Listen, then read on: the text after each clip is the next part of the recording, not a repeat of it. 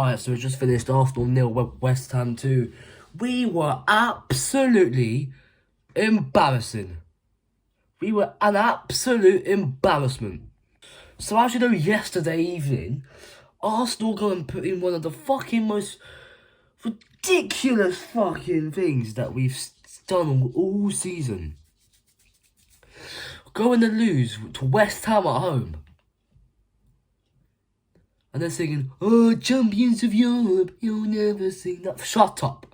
Shut up. First of all, you won the Conference League. Second of all, Declan Rice lifted the trophy for you. What more can I say? What fucking more do you want me to say?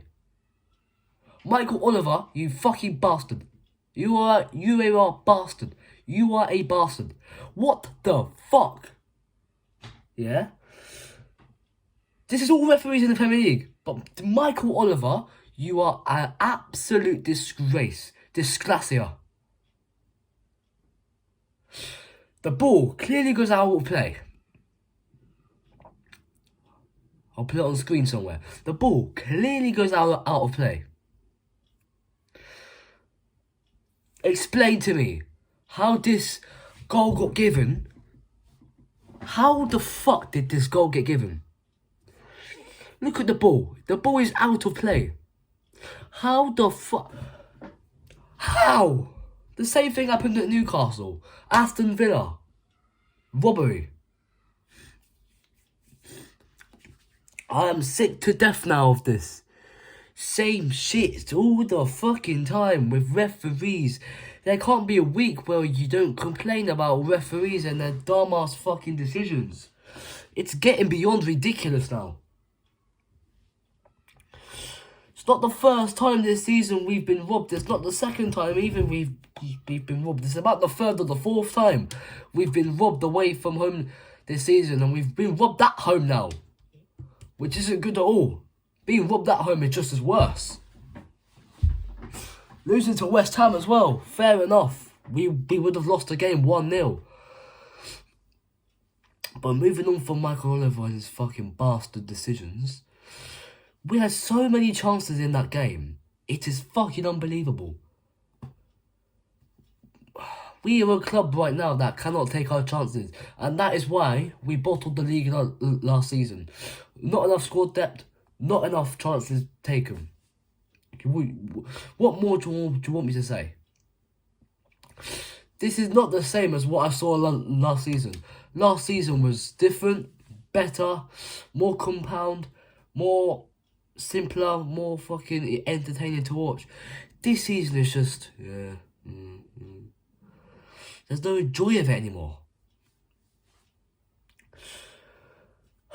It's fucking pissed me off, man, but yeah, fucking annoying. And I'll tell you another thing as well, right?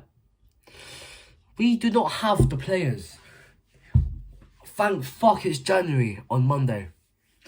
Next week we can go through the whole fucking thing and do the fucking thing. Next week we can go through every single whatever you want to do. The transfer business and shit. Arteta needs to sit there. Him and Edu, Stan Kroenke, a lot of them need to sit there and look at the positions that we need to get in January. First of all, a striker. That chance from Gabriel Jesus. That header. You've got a whole goal to aim at and you're hitting it straight at the keeper. Ivan Toney would have buried that. Ivan Toney. Victor Osimhen. Benjamin Sesko. Serhu Guirassy. Victor Boniface. All of them. Victor Gyökeres as well. All of them would have buried that in. What does Jesus do? Oh, headed it straight at Ariola. Fucking bastard. We need a new left back. This Zinchenko guy is not good enough for Arsenal Football Club. This Zinchenko guy is not good enough for Arsenal Football Club. This Zinchenko guy is not good enough for Arsenal Football Club.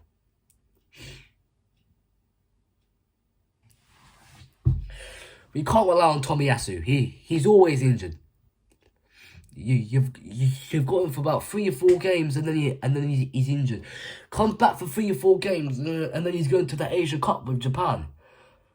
So we can't use him until about March or April, depending how far Japan get in the Asia Cup. Can't use him.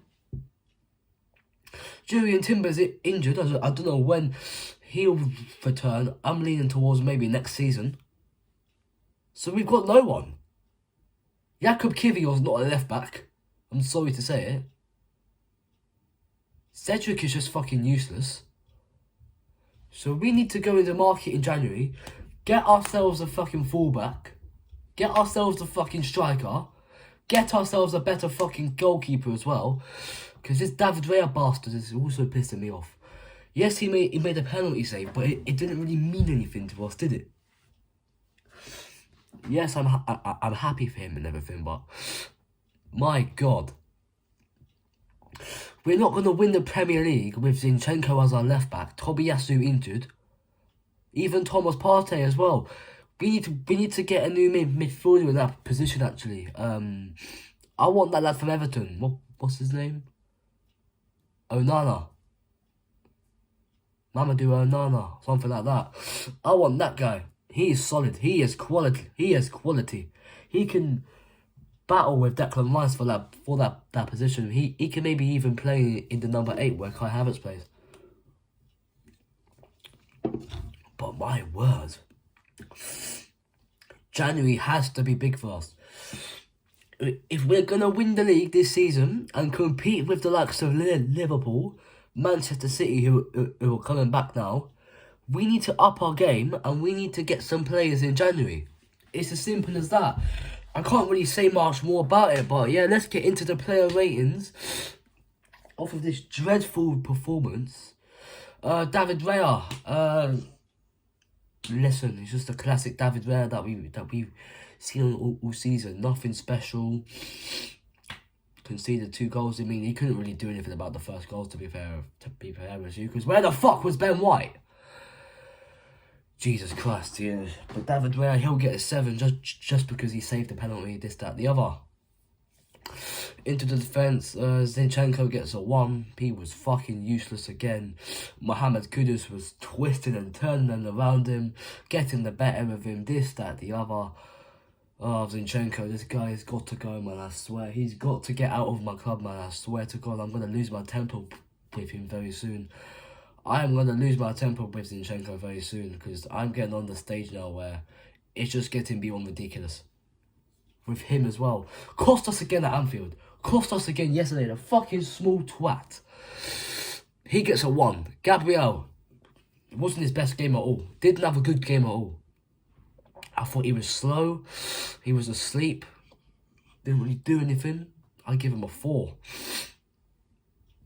Saliba, again, the same as Gabriel, didn't really do anything. You know what I mean? I'm going to have to give him a 4 as well. And then on the other side, we have the other Egypt, Ben White.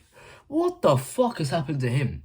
He went from being a man who makes no mistakes to being the most... Where? He's doing what Zinchenko's doing, inverting into the midfield. Why are you doing that? And making Declan Rice drop back and cover your work for you. Ben White gets a 1 as well. Both fullbacks get 1, both centre-backs get 4. Goalkeeper gets 7. Into the midfield, Declan Rice. I thought he had a very poor game. Very, very poor game. The worst I've probably seen him play in an Arsenal shirt, and the fact that it's against your old club as well. Yeah. The fact that it's against your old club as well, and you're singing that. I don't give a shit, but yeah, listen. At the end of the day, got to respect Declan Rice, do we? But Declan Rice will get a 5. Leandro Trossard, he was absolutely horrendous. What the fuck is this guy doing? Can't even take a corner properly. Jesus. Give the ball away from a corner. What the fuck? He gets a 2. Awful performance. Martin Odegaard. Martin Odegaard. I thought he was our best player on the pitch tonight. He was our best player on the pitch by a million miles. He was the only one that looked like he was trying. He was the only one that looked like he was playing for Arsenal Football Club. No one else out there looked like they were playing for Arsenal Football Club. No one but Martin Odegaard. And that's pretty concerning, to say the least, but yeah. I just don't know anymore, man. Martin Odegaard, he'll get an 8 for his performance.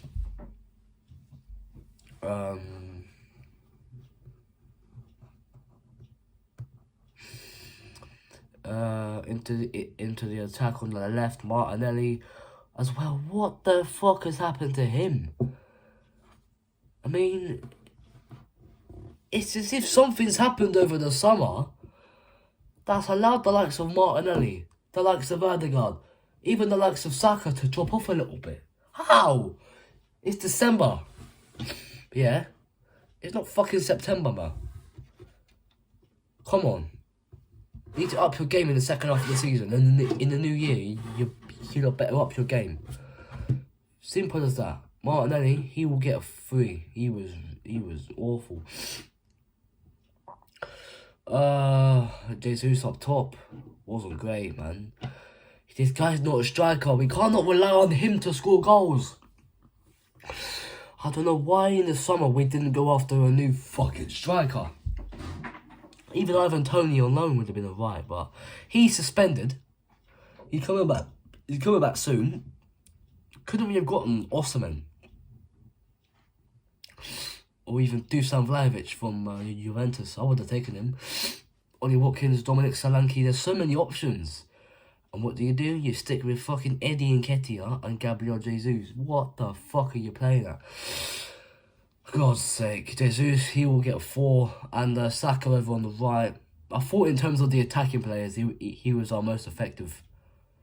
But in terms of any player tonight, Martin Odegaard by far. I'm not saying Saka was good though. He was poor as well. But he was the best of the attacking players, and that's a definite. Tried to get a couple of assists, got a couple of crosses in the box, and that's about it. But yeah, I can't really give Saka more than a 5. Into the subs, who came on? Eddie Nketiah. What have I said to you about this guy, man? It's a waste of time bringing him on. He does fuck all when he comes on. We're not gonna win the league with Zinchenko as our left back and Eddie Nketiah as our number 2 striker. We need someone more clinical than Eddie Nketiah and Zinchenko. Oh, and you wonder why we shouldn't have sold Following Balogun. Because this guy, Following Balogun may have been needed in a game like this. So might have Kieran Tierney, but fuck's sake. Eddie Nketiah, yeah, gets a 2. Reece Nelson, again, done fuck all when he came on. I'm not going to really speak into much of him because I didn't really see much of him. He gets a 2 as well. And then our most effective sub in the game, Emil Smith-Rowe. I thought he was our best sub, you know. He actually made things happen. I mean, he was actually trying. Him and Odegaard were actually trying, and I could see it. I could see it working. Him and Martin Odegaard were trying. They're trying the link-up thing. Smith-Rowe and Nelson doing the link-up thing, but yeah, listen. At the end of the day, Smith-Rowe wasn't great either, but he wasn't the worst player on the pitch, I'll be honest with you. I can't lie, I think Smith-Rowe was better in about 12 minutes than Zinchenko was in that fucking ball, in that 50 he played. I was quite glad when he went off. Fucking bastard. But yeah, listen. Did anyone else come on? No. Just them 3 substitutions. So yeah, listen, that's gonna be it for the video. Like, subscribe, do whatever. It's fucking ridiculous, man. I swear. Fucking ridiculous. But yeah, listen, if you're new around here, do whatever, and I'll see you lot soon. I'm out of here.